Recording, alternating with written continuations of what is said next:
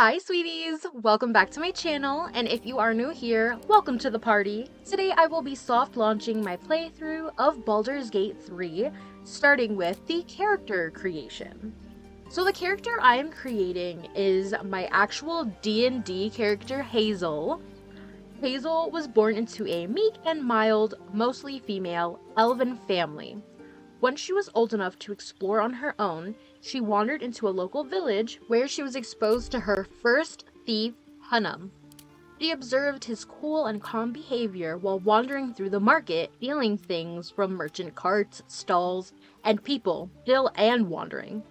Once the thief thought he was safe and alone, Hazel silently appeared behind him and asked what was he doing, surprising Hunnam. From this day forward, Hunnam would train Hazel to be the most prominent thief in the area. Hazel found excitement stealing for the thrill, but mostly to help her elven family, who were strictly traditional and rejected Hazel's modest lifestyle. This humble elven background instilled Ilmater as the god Hazel looked to for guidance and strength, to avoid succumbing to the greed and glutton of the trade, as most thieves did. One night, a family of nobles visited the local village Hazel had just begun to call home. They flourished the village with enough gold to inspire the townsfolk to expand their shops and farms. Unbeknownst to everyone, these nobles weren't just rich, they were vampires. Hazel spent most of her time acting as a guide to the young woman in the family. Natalia was her name.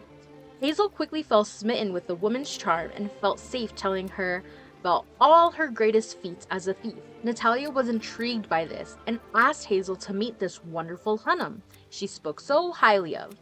Hazel led Natalia and her family into a local tavern, and there was Hunnam, loud and full of ale. The three of them drank and danced until the morning.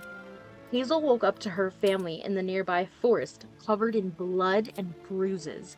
Hazel demanded an explanation, but her family was just as confused. After regaining her strength, Hazel went back to the village. Flyers were posted all around with hideous drawings of monsters with sharp fangs. As the confusion continued to loom over Hazel like a dark cloud, she decided to ask the blacksmith for details of what happened.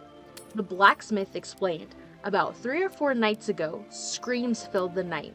He was home but prepared for the worst nonetheless. Once the sun came up, the remaining villagers wandered around searching for answers to those horrid sounds. The tavern had been attacked, with only one surviving witness, the barkeep. The barkeep explained while everyone was having a good time, the nobles' faces turned from beautiful to monstrous. They attacked everyone, leaving no one alive. The barkeep said this with his last breath. Hazel ran in a panic to her home to see if Hunnam made it out alive, but all that remained was a blood-stained letter from Natalia on her bed. Hazel still carries this letter around and has not dared to read its contents, as she believes this would confirm what she already knows. Natalia's affection was a ploy to manipulate Hazel, and that Hunnam was dead. Since this tragedy, Hazel decided to expand her travels outside the comfort of her family's camp and the nearby village. Along with this journey, she would send back gold and trinkets to her family, keeping them updated. At times, Hazel feels homesick, but Natalia's letter reminded Hazel of the true reason she could never go back. The guilt was too much for her to bear of losing her closest friend, and that's when Hazel had a great idea. She would enlist the services of bounty hunters, but not just any hunters would do. Hazel began to ask around where she could find the most experienced bounty hunters in the area and inform them of her vengeful goal.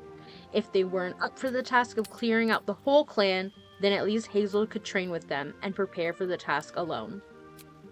So basically, she hates vampires, hates them a whole bunch, and I'm gonna be honest with you, if you're a fan of Asterion, Hazel just no vampires, doesn't believe in helping them, doesn't believe they're human.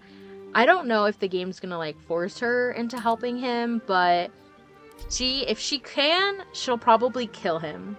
So I hope you enjoyed this video. I think we have a little bit left to go, but until next time, I hope you sweeties have a great and wonderful day, and look out for my next video. I will be making Natalia.